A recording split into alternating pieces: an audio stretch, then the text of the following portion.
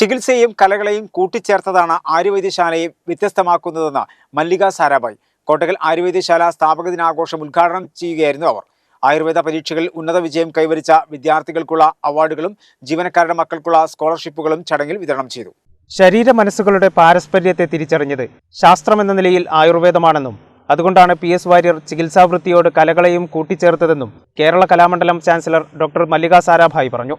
ഇതാണ് ആര്യവൈദ്യശാലയെ മറ്റു സ്ഥാപനങ്ങളിൽ നിന്ന് വ്യത്യസ്തമാക്കുന്നതെന്നും അവർ കൂട്ടിച്ചേർത്തു.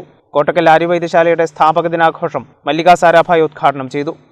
What Shri PS Warrior set out to do 100+ years ago is nothing short of a revolution. And to be here and to see the extraordinary growth of this institution is truly a great joy. All through my childhood, Kottakkal was a name that kept cropping up. My mother was closely associated and has visited several times.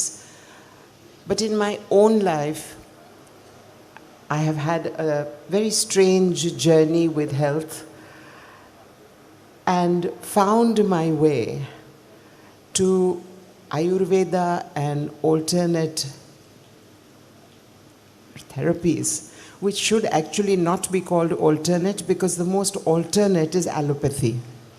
Forgive me, allopathic doctor, for saying that, but I truly believe that. സർഗാത്മകത എന്ന അതിജീവന ഔഷധം എന്ന വിഷയത്തിൽ സാഹിത്യകാരൻ സുഭാഷ് ചന്ദ്രൻ പ്രഭാഷണം നടത്തി. Paris വാന നിരീക്ഷണ കേന്ദ്രത്തിലെ ശാസ്ത്രജ്ഞനായ അശ്വിൻ ശേഖർ PS വാര്യർ അനുസ്മരണ പ്രഭാഷണം നിർവഹിച്ചു.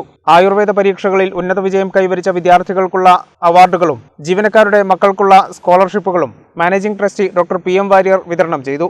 സാംസ്കാരിക സായാഹ്നത്തിൽ ആര്യവൈദ്യശാല ജീവനക്കാർക്കും മക്കൾക്കുമായി നടത്തിയ കലാപരിപാടികളിലെ സമ്മാനാർഹമായ ഇനങ്ങളുടെ അവതരണവും നടന്നു. ചങ്ങമ്പുഴയും ഇടശ്ശേരിയും വയലാറും അടക്കമുള്ളവരുടെ കവിതകളുടെ നൃത്തസംഗീത ആവിഷ്കാരം ശ്രദ്ധേയമായി. PM വാര്യർ അധ്യക്ഷത വഹിച്ചു. ട്രസ്റ്റ് ബോർഡ് അംഗം advocate CE Unnikrishnan, additional chief physician doctor K Muraleedharan എന്നിവർ സംസാരിച്ചു.